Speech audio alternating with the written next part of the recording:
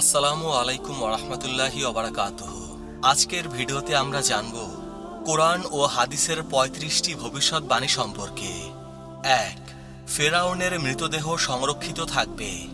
আল্লাহ পাক ইরশাদ করেছেন, আমি বনি ইসরায়েল দিগকে সমুদ্র পার করলাম এবং ফেরাউন ও তার সৈন্যবাহিনী যারা বিদ্বেষ পরবশ হয়ে সীমা লঙ্ঘন করেছিল তাদের পশ্চাধাবন করে পরিশেষে যখন সে নিমজ্জিত হলো তখন বলল, আমি ঈমান আনলাম, কোনো ইলাহ নেই সেই আল্লাহ ছাড়া, যে আল্লাহর ওপর বনি ইসরায়েলগণ বিশ্বাসী এবং আমি মুসলিমদের অন্তর্ভুক্ত। আল্লাহ উত্তর দিলেন, এখন পূর্বে তো তুমি ফাসাদ সৃষ্টিকারীদের অন্তর্ভুক্ত ছিলে, আজ আমি কেবল তোমার মৃতদেহকে রক্ষা করব যাতে তুমি তোমার পরবর্তীদের জন্য নিদর্শন হতে পারো। ২. ইসলামী খিলাফতের মেয়াদ হবে ৩০ বছর। আল্লাহ রাসূল সাল্লাল্লাহু আলাইহি সাল্লাম বলেছেন, আমার উম্মতের খিলাফতের মেয়াদ হবে ৩০ বছর, তারপর শুরু হবে রাজতন্ত্র। ৩. আজ থেকে ১০০ বছর পর এখনকার কেউ জীবিত থাকবে না। আব্দুল্লাহ ইবনে ওমর রাদিয়াল্লাহু তাআলা আনহু বলেন, একদা রাসূল পাক সাল্লাল্লাহু আলাইহি সাল্লাম তার জীবনের শেষ দিকে আমাদের নিয়ে এশার নামাজ আদায় করেন। সালাম ফেরানোর পর ভাষণ দিতে দাঁড়িয়ে তিনি বলেন, তোমরা কি লক্ষ্য করেছ আজকের এই রাতের প্রতি যারা এখন জীবিত আছে তারা ১০০ বছর পর পৃথিবীর বুকে জীবিত থাকবে না। ৪. রোম সাম্রাজ্য পারস্যের ওপর বিজয়ী হবে। ৫. পারস্য ও রোম সাম্রাজ্যের সম্পদ রাশি আল্লাহর পথে ব্যয়িত হবে। আবু হুরায়রা রাদিয়াল্লাহু তাআলা আনহু থেকে বর্ণিত, আল্লাহ রাসূল সাল্লাল্লাহু আলাইহি সাল্লাম ইরশাদ করেছেন, পারস্য সম্রাট খসরু পতনের পর আর কোনো ক্ষমতাসীন হবে না এবং রোম সম্রাট কাইজারের পতনের পর আর কোনো ক্ষমতাসীন হবে না। যে মহান সত্তার হাতে আমার প্রাণ, তার শপথ, এই দুই সাম্রাজ্যের সমস্ত ধনভাণ্ডার আল্লাহর পথে ব্যয় করা হবে। ৬. হযরত ইব্রাহিম আলাইহিস সালামের স্মৃতি স্মরণীয় হয়ে থাকবে। আল্লাহ তাআলা ইরশাদ করেছেন, ইব্রাহিম ও ইসমাইলের কার্যসমূহ পরবর্তীদের কাছে স্মরণীয় হয়ে থাকবে। সূরা সাফফাত আয়াত ১০৮। ৭. কুরআন সংরক্ষিত থাকবে। আল্লাহ তাআলা ইরশাদ করেন, নিশ্চয়ই আমি কুরআন নাজিল করেছি এবং আমি কুরআনকে হেফাজত করব। সূরা হিজর আয়াত ৯। ৮. ইহুদিরা চিরদিন লাঞ্ছিত ও অপমানিত থাকবে। আল্লাহ পাক ইরশাদ করেছেন, আল্লাহ প্রদত্ত ও মানব প্রদত্ত আশ্রয় ব্যতীত ইহুদিরা যেখানে যাবে সেখানেই তাদের জন্য লাঞ্ছনা ও অবমাননা পুঞ্জীভূত হয়ে থাকবে। তারা আল্লাহর ক্রোধের পাত্র হয়েছে এবং হীনগ্রস্ত হয়েছে এ জন্য যে তারা আল্লাহর আয়াতকে অস্বীকার করত এবং অন্যায়ভাবে নবীদেরকে হত্যা করত। তারা ছিল অবাধ্য ও সীমা লঙ্ঘনকারী। সূরা ইমরান আয়াত ১১২। ৯. মিল্লাতের ইতিহাসে পঞ্চম পর্যায়ে ইসলাম প্রতিষ্ঠিত হবে। রাসূল পাক সাল্লাল্লাহু আলাইহি সাল্লাম বলেছেন, তোমাদের দিনের সূচনা নবুয়ত ও রাহমাত থেকে। আল্লাহ যতদিন চাইবেন একে অক্ষুণ্ণ রাখবেন, তারপর নবুয়তের অনুসরণে খেলাফত চলবে যতদিন আল্লাহ চাইবেন। আল্লাহর ইচ্ছায় এটারও অবসান হবে। তারপর শুরু হবে রাজতন্ত্র। অতঃপর অত্যাচারী শাসকদের শাসন কায়েম হবে। যতদিন আল্লাহ চাইবেন ততদিন তা চলবে। তারপর আল্লাহ তাআলা তার অবসান ঘটাবেন।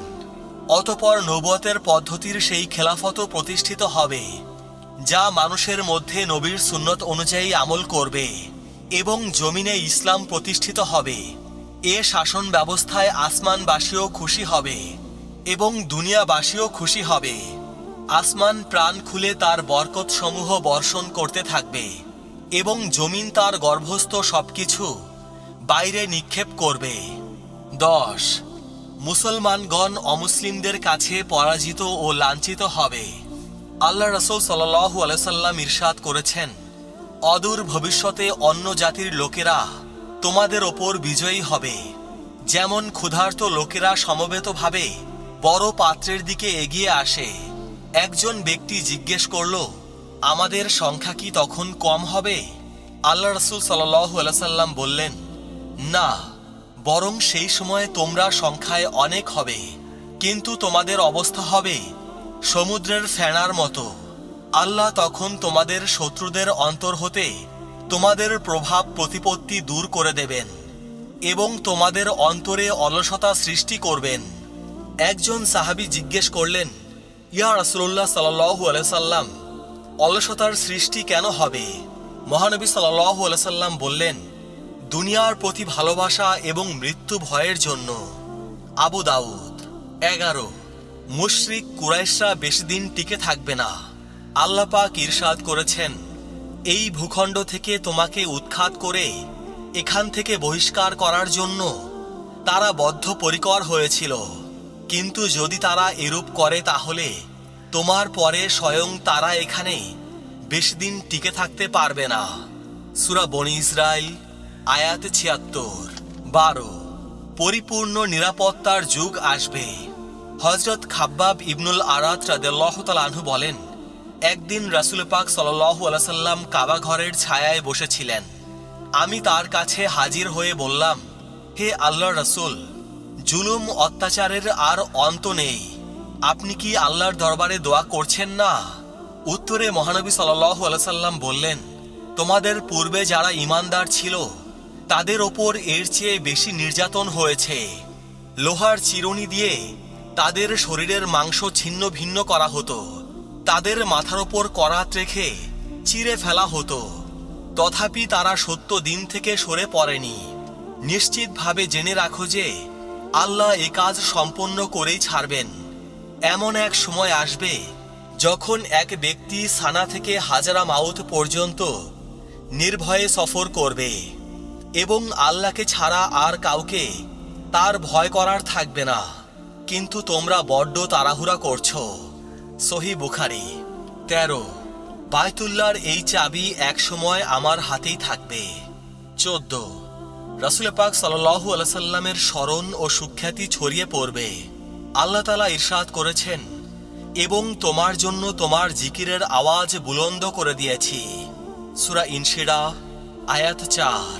15, কুরাইশদের হাতে শাসন ক্ষমতা থাকবে। আমর ইবনুল আস রাদিয়াল্লাহু তাআলা আনহু থেকে বর্ণিত, আল্লাহ রাসূল সাল্লাল্লাহু আলাইহি সাল্লাম ইরশাদ করেছেন, ভালো মন্দ সকল অবস্থায় কুরাইশগণ কিয়ামত পর্যন্ত জনগণের নেতৃত্ব দেবে। সহিহ তিরমিজি। 16, ওয়াইস কর্ণী আসবে। ওমর রাদিয়াল্লাহু তাআলা আনহু বলেন, আমি রাসূলুল্লাহ সাল্লাল্লাহু আলাইহি সাল্লামকে বলতে শুনেছি, ইয়ামানের সাহায্যকারী দলের সাথে ওয়াইস ইবনে আমের নামক এক ব্যক্তি তোমাদের কাছে আসবে। সে মুদার গোত্রের উপগোত্র করণ বংশের লোক হবে। তার কুষ্ঠরোগ হবে এবং তা থেকে সে মুক্তি পাবে, শুধু 1 দিরহাম পরিমাণ জায়গা ব্যতীত। তার মা জীবিত আছে এবং সে তার খুবই অনুগত। সে আল্লাহর উপর ভরসা করে কোনো কিছুর শপথ করলে আল্লাহ তা পূরণ করে দেন। যদি তুমি তোমার অপরাধ ক্ষমা করার জন্য তাকে দিয়ে দোয়া করানোর সুযোগ পাও তবে তাই করবে। সহিহ মুসলিম। 17, মুসলমানগণ পূর্ববর্তীদের অর্থাৎ ইহুদি ও খ্রিস্টানদের রীতিনীতি অনুসরণ করবে। রাসূল পাক সাল্লাল্লাহু আলাইহি সাল্লাম ইরশাদ করেছেন, সেই সত্তার শপথ যার হাতে আমার প্রাণ, তোমরা অবশ্যই তোমাদের পূর্ববর্তীদের রীতিনীতি অবলম্বন করবে। সহিহ তিরমিজি। 18, হযরত নূহ আলাইহিস সালামের নৌকা সংরক্ষিত থাকবে। আল্লাহ রাব্বুল আলামিন ইরশাদ করেছেন, আমি নূহকে আরোহণ করালাম কাঠ ও পেরেক দ্বারা নির্মিত এক জলযানে, যা চলত আমার দৃষ্টির সামনে। এটা তার পক্ষ থেকে প্রতিশোধ ছিল যাকে প্রত্যাখ্যান করা হয়েছিল। আমি একে এক নিদর্শন স্বরূপে রেখে দিয়েছি। অতএব কোনো চিন্তাশীল আছে কি? 19, বরং আমি তাকে হত্যা করব। উবাই ইবনে খালাফ মক্কায় অবস্থানকালে রাসূল পাক সাল্লাল্লাহু আলাইহি সাল্লামকে বলতো, হে মুহাম্মদ সাল্লাল্লাহু আলাইহি সাল্লাম, আমার একটা ঘোড়া আছে, তার নাম আওজ। তাকে আমি প্রতিদিন 40 কেজি ভুট্টা খাওয়াই। এই ঘোড়ায় চড়েই আমি যুদ্ধের ময়দানে তোমাকে হত্যা করব। রাসূল পাক সাল্লাল্লাহু আলাইহি সাল্লাম উত্তর দিতেন, বরং ইনশাআল্লাহ আমি তোমাকে হত্যা করব। 20 সাকিফ গোত্রে একজন মিথ্যুক ও একজন নরঘাতকের জন্ম হবে। ইবনে ওমর রাদিয়াল্লাহু তাআলা আনহু থেকে বর্ণিত, তিনি বলেন, রাসূলুল্লাহ সাল্লাল্লাহু আলাইহি সাল্লাম বলেছেন, সাকিফ গোত্রে এক মিথ্যাবাদী ও এক নরঘাতকের জন্ম হবে। 21 উসামা বিন জায়েদ রাদিয়াল্লাহু তাআলা আনহু এর হত্যা। হযরত রাসূল পাক সাল্লাল্লাহু আলাইহি সাল্লাম উসামা রাদিয়াল্লাহু তাআলা আনহুকে বলেছিলেন, আফসোস, একদল বিদ্রোহী তোমাকে হত্যা করবে। 22 পূর্ববর্তী বছরের তুলনায় পরবর্তী বছর নিকৃষ্টতর হবে। জুবাইর ইবনে আদি রাদিয়াল্লাহু তাআলা আনহু থেকে বর্ণিত, তিনি বলেন, আমরা কয়েকজন আনাস ইবনে মালিক রাদিয়াল্লাহু তাআলা আনহু এর কাছে এসে আমাদের ওপর হাজ্জাজের পক্ষ থেকে যে জুলুম নির্যাতন চলছিল সে সম্পর্কে তার নিকট অভিযোগ করলাম। তিনি বললেন, তোমাদের প্রতিটি বছর পূর্ববর্তী বছর অপেক্ষা নিকৃষ্টতর হবে, যাবত না তোমরা তোমাদের রবের সাথে মিলিত হও। আমি তোমাদের নবী সাল্লাল্লাহু আলাইহি সাল্লামের কাছ থেকে এই কথা শুনেছি। 23 মুসলিম মিল্লাত কখনো ধ্বংস হবে না। সাওবান রাদিয়াল্লাহু তাআলা আনহু থেকে বর্ণিত, তিনি বলেন, রাসূলুল্লাহ সাল্লাল্লাহু আলাইহি সাল্লাম বলেছেন, আল্লাহ পৃথিবীকে আমার জন্য সংকুচিত করেন, ফলে আমি এর পূর্ব পশ্চিম সব দিক অবলোকন করি। পৃথিবীর যতটুকু আমার জন্য সংকুচিত করা হয়েছে, অচিরেই আমার উম্মতের রাজত্ব ততদূর পর্যন্ত বিস্তৃত হবে। সোনা রূপা দুটি খনিজ ভাণ্ডারই আমাকে দেয়া হয়েছে, অধিকন্তু আমি আমার রবের কাছে আমার উম্মতের জন্য ফরিয়াদ জানিয়েছি যে তিনি যেন তাদেরকে ব্যাপক দুর্ভিক্ষে ফেলে ধ্বংস না করে এবং তাদের ছাড়া বিজাতি দুশমনদের যেন তাদের ওপর আধিপত্য বিস্তার করতে না দেন, যাতে তারা তাদেরকে সমূলে বিনাশ করার সুযোগ পায়। আমার প্রভু বলেন, হে মুহাম্মদ, আমি কোনো ফয়সালা করলে তা মোটেই পরিবর্তন হবে না। আমি তোমার উম্মতের জন্য মঞ্জুর করলাম যে ব্যাপক দুর্ভিক্ষে তাদেরকে ধ্বংস করব না, নিজেদের ছাড়া অন্য কোনো দুশমনদের তাদের ওপর এমন আধিপত্য দান করব না যাতে তারা তোমার উম্মতকে বিনাশ করার সুযোগ পায়। এমনকি পৃথিবীর সকল অঞ্চল থেকে তারা একজোট হয়ে এলেও তবে তোমার উম্মত পরস্পর পরস্পরকে ধ্বংস করবে এবং কতক কতককে বন্দী করবে। সহিহ তিরমিজি। 24 ঈসা আলাইহিস সালামের প্রতি বিশ্বাসীরা তার প্রতি অবিশ্বাসীদের ওপর কিয়ামত পর্যন্ত বিজয়ী থাকবে। আল্লাহ রাব্বুল আলামিন ইরশাদ করেন, হে ঈসা, আমি তোমাকে নিজের কাছে তুলে নেব, কাফেরদের থেকে তোমাকে পবিত্র করে দেব, আর যারা তোমার অনুগত রয়েছে তাদেরকে কিয়ামতের দিন পর্যন্ত যারা তোমাকে অস্বীকার করেছে তাদের ওপর জয়ী করে রাখব। সূরা আল ইমরান আয়াত 55। 25 কিয়ামতের আগে সবাই ঈসা আলাইহিস সালামের প্রতি ঈমান আনবে। আল্লাহ রাব্বুল আলামিন ইরশাদ করেছেন, আহলে কিতাবদের মধ্যে কেউই অবশিষ্ট থাকবে না, বরং ওরা তার অর্থাৎ ঈসার মৃত্যুর পূর্বে অবশ্যই তার প্রতি বিশ্বাস স্থাপন করবে। সূরা নিসা আয়াত 159। 26 আদি ইবনে হাতেম তাই সম্পর্কে ভবিষ্যৎবাণী। আদি ইবনে হাতেম রাদিয়াল্লাহু তাআলা আনহু বর্ণিত হাদিসে তিনি বলেন, আমি নবীজির সামনে বসা ছিলাম, এমন সময় একজন লোক এসে তার ক্ষুধার্ত অবস্থার কথা জানালো। অন্য একজন এসে ডাকাতি রাহাজানির অভিযোগ করল। নবী মুস্তাফা সাল্লাল্লাহু আলাইহি সাল্লাম বললেন, হে আদি, তুমি কি হীরা শহর দেখেছ? যদি তোমার আয়ু হয় বেশি দিন তবে দেখতে পাবে যে ঘোড়ায় চড়ে একজন মহিলা হীরা থেকে আসবে এবং কাবাঘর তাওয়াফ করবে।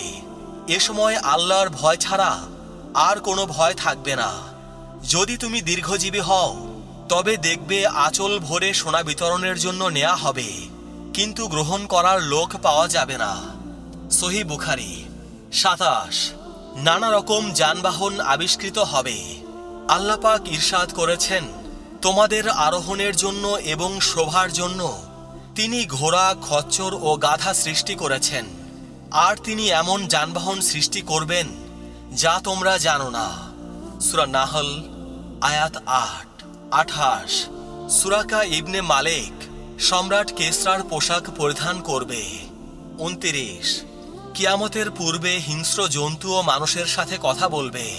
আবু সাঈদ আল খুদরি রাদিয়াল্লাহু তাআলা আনহু থেকে বর্ণিত, তিনি বলেন, রাসূলুল্লাহ সাল্লাল্লাহু আলাইহি সাল্লাম বলেছেন, সেই সত্তার শপথ যার হাতে আমার প্রাণ, কিয়ামত হবে না যতক্ষণ না হিংস্র প্রাণী মানুষের সাথে কথা বলবে, যতক্ষণ না কোনো ব্যক্তি চাবুকের মাথা এবং জুতার ফিতা তার সাথে বাক্যালাপ করবে এবং তার উরুদেশ বলে দেবে তার অনুপস্থিতিতে তার পরিবার কি করেছে। সহিহ তিরমিজি। 30, কিয়ামতের পূর্বে পুরুষ তার স্ত্রীর আনুগত্য করবে। 31, দাজ্জালের আবির্ভাব হবে। 32, হযরত ঈসা আলাইহিস সালাম এবং ইমাম মাহদী আবির্ভূত হবেন। 33, একটা সামরিক বাহিনী ভূমিতে ধসে যাবে। উম্মে সালমা রাদিয়াল্লাহু তাআলা আনহা থেকে বর্ণিত, একদা রাসূল পাক সাল্লাল্লাহু আলাইহি সাল্লাম একটা সামরিক বাহিনী সম্পর্কে আলোচনা করলেন যারা ভূমিতে জীবন্ত ধসে যাবে। উম্মে সালমা রাদিয়াল্লাহু তাআলা আনহা বলেন, হয়তো তাদের মধ্যে কিছু লোককে জবরদস্তি করে ভর্তি করা হয়ে থাকবে, তাদেরকে তাদের নিয়ত অনুযায়ী পুনরুত্থান করা হবে। সহিহ তিরমিজি। 34, জমিন তার সম্পদ উদ্গীরণ করে দেবে। আবু হুরায়রা রাদিয়াল্লাহু তাআলা আনহু থেকে বর্ণিত, তিনি বলেন, রাসূলুল্লাহ সাল্লাল্লাহু আলাইহি সাল্লাম বলেন, এমন এক সময় আসবে যখন জমিন তার সোনারূপার সমস্ত খনিজ ভাণ্ডার কলিজার টুকরার মতো বের করে দেবে। তখন চোর এসে বলবে, এ সম্পদের কারণেই তো আমার হাত কাটা গেছে। ঘাতক এসে বলবে, এই সম্পদের জন্যই তো আমি হত্যা করেছি। আত্মীয়তার সম্পর্ক ছিন্নকারী এসে বলবে, এই সম্পদের কারণেই তো আমি আত্মীয়তার সম্পর্ক ছিন্ন করেছি। অতঃপর তারা এই সম্পদ ছেড়ে যাবে, তা থেকে কিছুই নেবে না। 35, হিন্দু স্থানে জিহাদ হবে। রাসূলুল্লাহ সাল্লাল্লাহু আলাইহি সাল্লামের আজাদকৃত দাস হযরত সাওবান রাদিয়াল্লাহু তাআলা আনহু থেকে বর্ণিত হাদিসে আল্লাহ রাসূল সাল্লাল্লাহু আলাইহি সাল্লাম বলেছেন, আমার উম্মতের দুটি সেনাদলকে আল্লাহ রাব্বুল আলামিন দোজখের আগুন থেকে রক্ষা করবেন। একটা সেনাদল যারা হিন্দু স্থানের বিরুদ্ধে যুদ্ধ করবে, অপর দলটি হযরত ঈসা ইবনে মারিয়াম আলাইহিস সালামের সাথে থাকবে। প্রিয় মুসলমান ভাই ও বোনেরা, আজকের ভিডিও এ পর্যন্তই। সবাই ভালো থাকবেন। আল্লাহ রাব্বুল আলামিন আমাদের সবাইকে হিদায়াত দান করুন। আমিন।